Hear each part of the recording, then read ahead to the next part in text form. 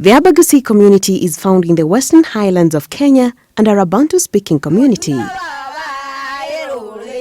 The Abagusi were hunters and gatherers before embracing subsistence farming, trade, amongst other economic activities.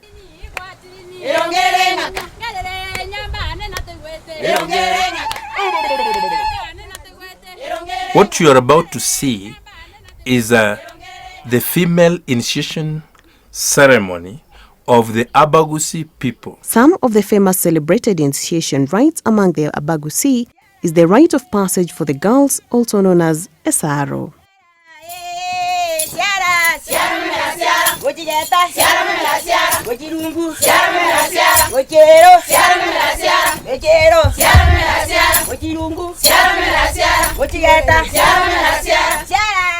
The girls were prepared to undergo the initiation when they got to their pre-teen years, and a group of age mates were prepared together. In our case, we'll follow the initiation of one of the candidates to get a preview of what really happened during this ceremony. There was no circumcision for the females. It was called Esaro. Esaro has no cutting tip or cut any type of cut. It was a scratch. But the major aspect here in those days, it was purposeful to change the aspects of living and to make the young girls realize that they are no longer children that was being prepared to become a woman, a mother, and a lady. Those aspects combined. On the eve of the circumcision, the mother of the girl will sit with her daughter and tell her what is expected of her. She will then urge the girl to go to her relatives and invite them for the initiation ceremony.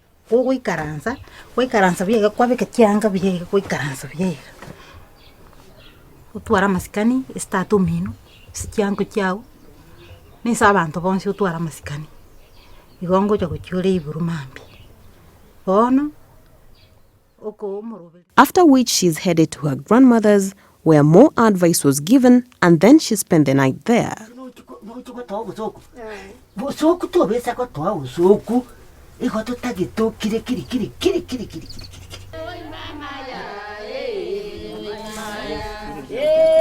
Mama ya, nyanda biru. Mama ya, mama ya. Tuatenturwa, tuatenturwa. On the day of the initiation, the girl was accompanied by a group of women and girls to the initiator, also known as Omosari. After the initiation ceremony, the initiate was accompanied by the women and girls amid its song and dance back to her home.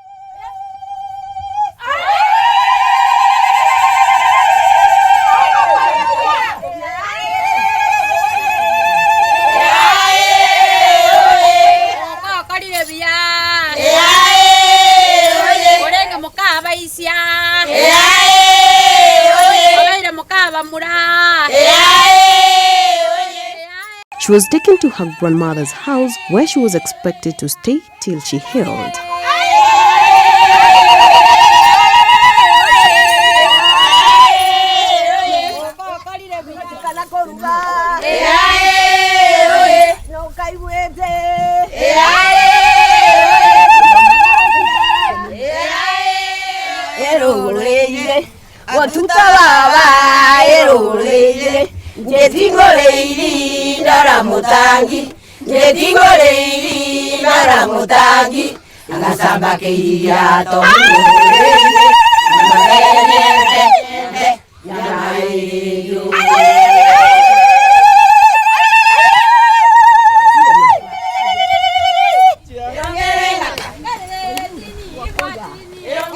The father of the girl was then celebrated and served with the traditional fermented milk and brew.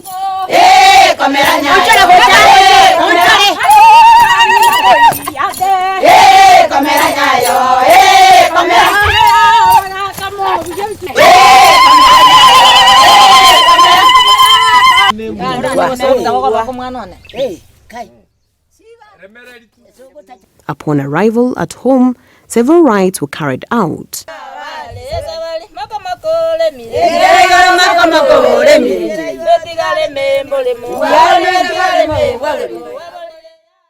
Grass called esasati was brought in from the fields and planted in the room where the girl was.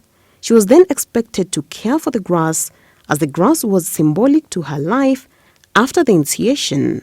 Therefore, taking care of the esasati was a preview to how she will take care of herself henceforth.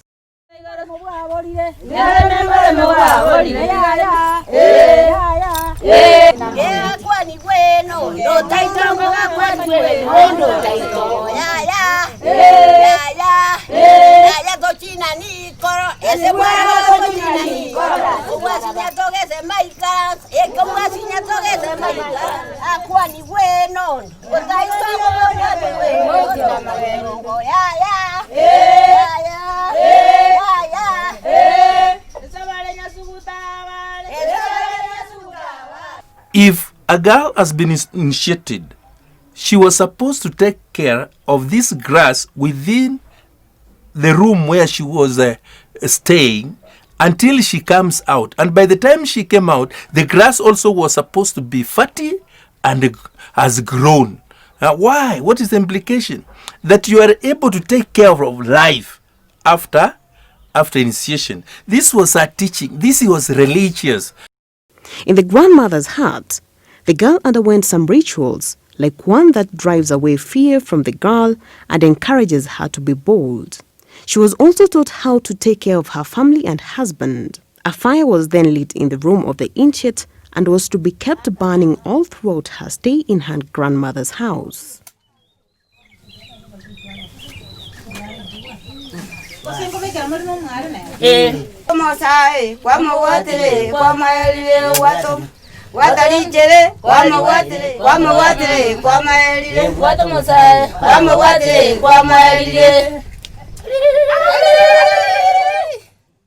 Once Omware's stay in the house came to an end, the aunties took her to the river where she took a bath.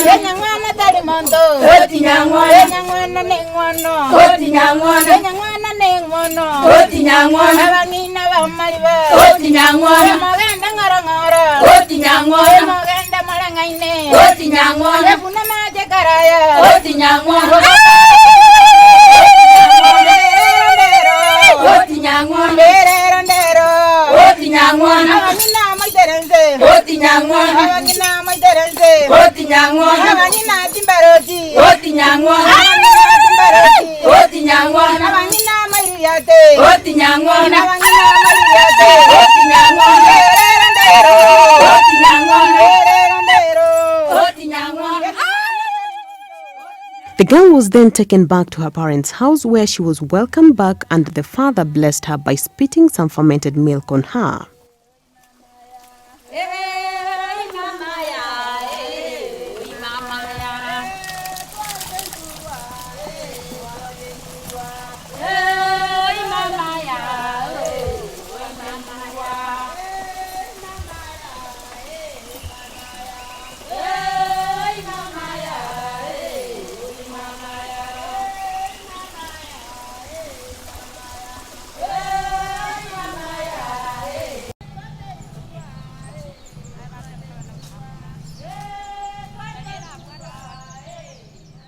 This was then followed by celebrations where the local brew was served in plenty and the women took their brew outside, whereas the men took their brews inside the father's hut. All this was accompanied by lots of dancing.